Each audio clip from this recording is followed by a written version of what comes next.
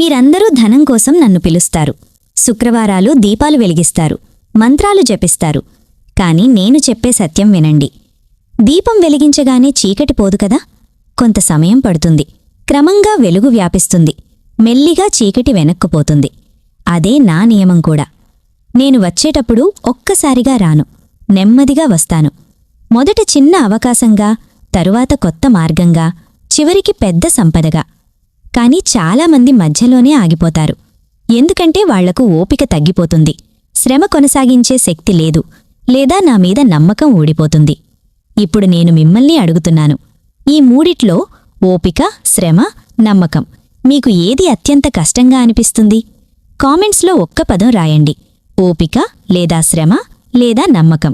మీ నిజాయితీ జవాబు చూసి మీకు ఆ బలం ఎలా సంపాదించాలో నేను మార్గదర్శకత్వం చేస్తాను.